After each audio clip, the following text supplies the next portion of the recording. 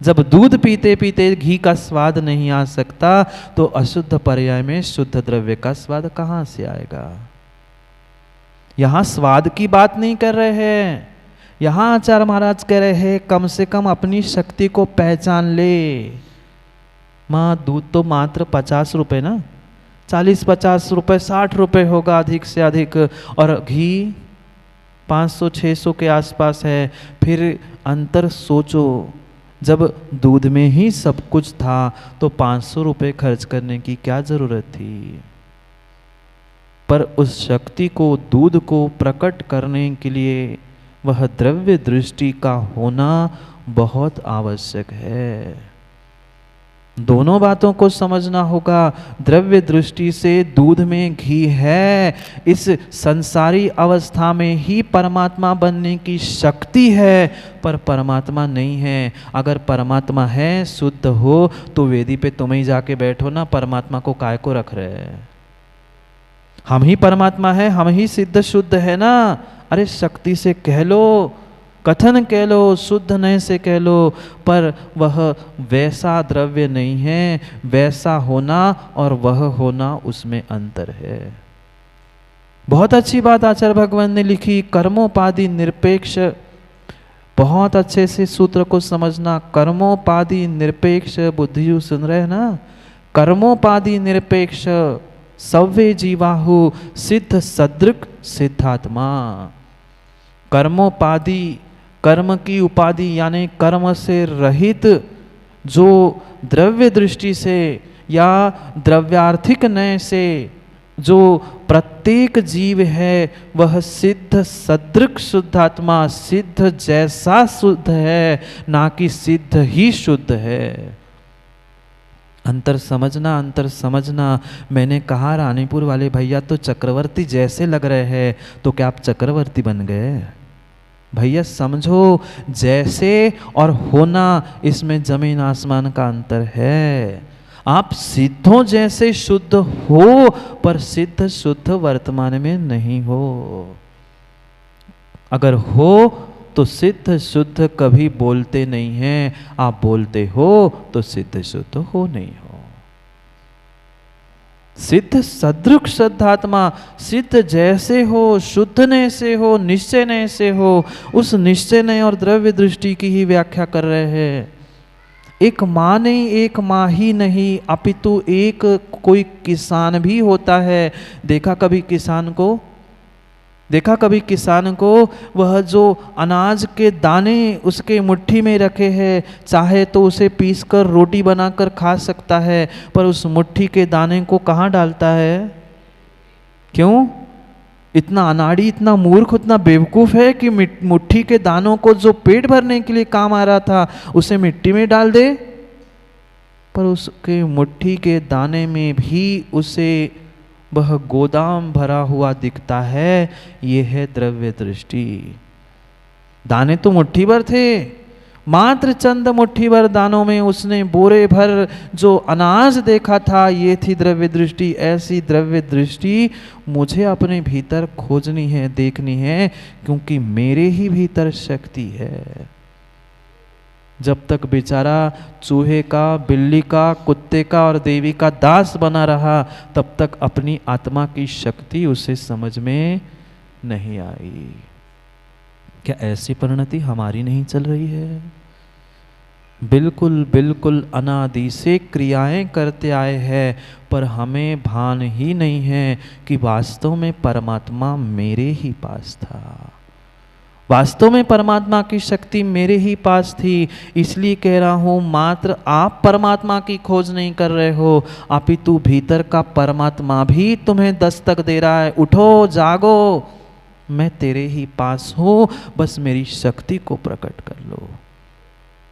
कितनी सुंदर वह द्रव्य दृष्टि की व्याख्या द्रव्यानुयोग में की है। पर द्रव्यानुयोग पढ़ने के पहले भी अन्य अनुयोगों का ज्ञान होना अनिवार्य है। अगर कर्णानुयोग का ज्ञान नहीं है, मात्र किसी अन्य अनुयोग का ज्ञान नहीं है, मात्र एक अनुयोग यानी उत्तम चंद जी आगम नहीं है, चारों अनुयोगों को एक साथ समझना होगा। ये करणानुयोग के साथ साथ द्रव्यानुयोग, प्रथमानुयोग और साथ साथ चरणानुयोग भी समझना आवश्यक है। परम आनंद इस द्रव्यानुयोग में है, उसमें कहीं से कहीं कोई बात नहीं है, पर उस आनंद को लूटने के लिए आगम के सिद्धांत भी तो पता होने चाहिए। कितना सुंदर द्रव्य, कितना सुंदर द्रव्य मेरे भीतर है। जैसे माँ समझदार होती है तो वह 50 रुपए के दूध में भी घी देखती है। वह किसान अनपढ़ गवार कुछ भी नहीं जानता, पर मुट्ठी भर दाने भर वह गोदाम भरा हुआ देखता है। ऐसे ही वह जीव अपने इस अभी वर्तमान की अशुद्ध पर्याय में भी शुद्धता का बोध करता है, शुद्धता की शक्ति को पहचानता है। बहुत सुंदर बात आचार्य महाराज कहते हैं। अरसरु गंधम अवत्तवम चेदना गुणमसद्दम जाणालिगहणम जीवमजित संठाणम। कैसा द्रव्य है, कैसा ये द्रव्य है, भगवान आत्मा है, कैसी परमात्मा तेरे भीतर है। अरस अरु अगंध, न जिसका रूप है, न रस है, न गंध है, न वर्ण है, जिसमें कुछ भी नहीं है, जिसका कोई बाह्य लिंग नहीं है, ऐसा अलिंग गहणम, कोई बहिरंग इंद्रियों से जिसे ग्रहण नहीं किया जाता, ऐसी वह भगवान आत्मा तेरे ही भीतर है, तेरे ही भीतर है। भले ही सोने की अंगूठी, भले ही सोने की डली किसी मल में पड़ी हो, चाहे मलमल की डिब्बी में पड़ी हो। कहाँ उत्तम चंद जी, सही है ना? चाहे वह सोने की डली मल में पड़ी हो, चाहे मलमल की डिब्बी में हो, सोना सोना है। सोना कभी मल या मलमल नहीं हुआ, नहीं हुआ, बिल्कुल भी नहीं हुआ। तत्व सार में भी आचार्य महाराज यही कहते हैं, मल रहियो नाणमयो जारिसिये सिद्ध रसियो देहो तारिसियो देहो मुणे अव्वा। बहुत अच्छी बात कह रहे हैं, मल रहियो नाणमयो। कैसी आत्मा मल से रहित है, ज्ञानमयी है। जैसे जैसे जैसे मैं 3 बार कह रहा हूं, जैसे सिद्ध सिद्धालय में है, ऐसे ही तादिस्यो देहत्थो, ऐसी ही अपनी देह में बैठी हुई ये सिद्ध आत्मा है, पर वैसी है रानीपुर वाले, आप वैसे हो नहीं हो। अंतर नहीं आया समझ में? दूध में घी बनने की शक्ति है, पर अभी दूध में घी नहीं है। ऐसे ही मेरे भीतर भगवान बनने की शक्ति है, मेरे में ही है। अंतर इतना है, मैंने शक्ति को प्रकट नहीं किया और उन्होंने शक्ति को प्रकट कर लिया, इसलिए वे परमात्मा बन चुके हैं और मैं बनने वाला परमात्मा हूँ। अंतर समझना है। बहुत बहुत गहरी द्रव्य दृष्टि दे रहे हैं, वह द्रव्य दृष्टि को ही पढ़ना है। पढ़ लो दूसरे श्लोक को, आपके पास ग्रंथ है, पुस्तक है, उसमें निकालना। भावना द्वात्रिंस्तिका, कैसी भावना हमें भानी है सामायिक करते समय? किसी अन्य का, किसी बाह्य परमात्मा को हमें नहीं समझना है। समझना तो, निकालना तो हम अपने ही भीतर के परमात्मा को है, पर भक्ति सामने वाली परमात्मा की। निवेदन कर रहा है प्रभु से कि प्रभु मैं तो आपके चरणों में आया हूँ, अब जो कुछ भी है आप ही हो, आप ही समझा दो, आप ही समझ लो। पढ़ते हैं पहले श्लोक को, फिर करते हैं आगे की भी चर्चा। शरीर ताकत मनंत शक्तिम, पढ़ो। विभिन्नमात्मानमपास्तदोषम्। क्यों, कल का एकासन था क्या सबका? आवाज नहीं आ रही? जिनेन्द्र कोशा दिव खड्गयष्टिम तव प्रसादेन ममास्तु शक्ति।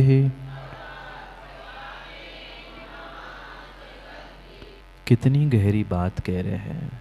हे जिनेंद्र, हे परमात्मा, हे प्रभु, हे भगवान, अब किस नाम से आपसे कह दूं? तव प्रसादेन ममास्तु शक्ति। मुझे पता है, आपने कहा है, आचार्यों ने लिखा है, मैंने पढ़ा है, मैंने सुना है, सब कुछ आपके उपदेश को सुना है, पर मैं उसे प्रकट कैसे करूं? प्रकट करने का भी तो मार्ग बता दो। प्रकट करने के लिए एक शक्ति, एक उत्साह, एक ऊर्जा भी तो आप दो। कोई परमात्मा को जरूरत नहीं है कि हमें कोई मार्ग दिखाएं।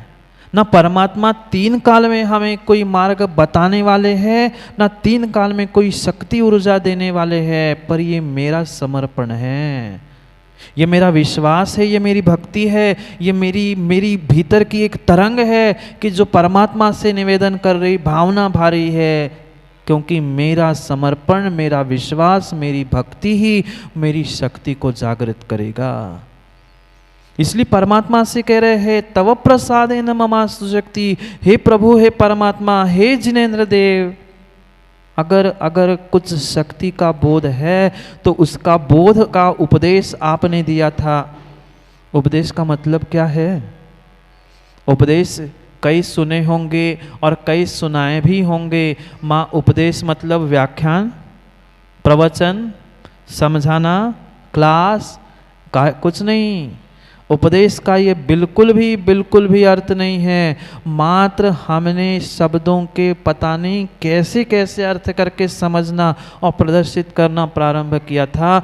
उपदेश का अर्थ उपदेश, उपदेश, उप यानी पास, उप यानी पास, देश यानी स्थान। जो अपने पास बुलाकर स्थान देता है ना, वास्तव में वह उपदेश है। ये जो शब्द है, व्याख्यान है, प्रवचन है, क्लास है, स्वाध्याय आदि जो कुछ भी कह रहा है, वह अपने पास बुलाने के लिए एक रिझाने का तरीका हो सकता है, पर वास्तव में उपदेश वही उपदेश होता है। जो अपने पास बिठाने का कार्य होता है वही उपदेश है, और अपने पास परमात्मा ही बुलाता है, गुरु ही बुलाता है, बाकी कोई अपने पास नहीं बुलाता है। आया समझ में? उपदेश शब्द व्याख्यान उपदेश नहीं है। उपदेश तक पहुंचने के लिए, रिझाने के लिए, मन बनाने के लिए की गई ही ये उपचार से उपदेश कहा जा रहा है। मात्र उपचार से है, वास्तव में पास में बैठना, पास में स्थान प्राप्त करना, यही उपदेश है।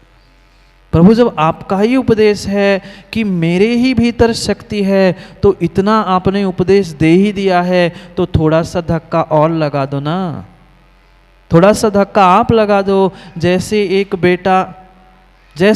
बेटा माँ के पास पहुँचता है, चाहे वह 2 साल का, 5 साल का, 10 साल का, 15 साल का भी क्यों ना हो, जैसे ही वह बेटा पप्पू अपने माँ के पास पहुँचता है, फिर कभी नहीं सोचता कि अब मुझे क्या करना है, क्या खाना है, क्या नहीं करना। जैसे एक बेटा अपने माता पिता के घर पहुंचता है, वो भी नहीं सोचता मुझे कुछ करना है, अब जो करना है कौन करेगा?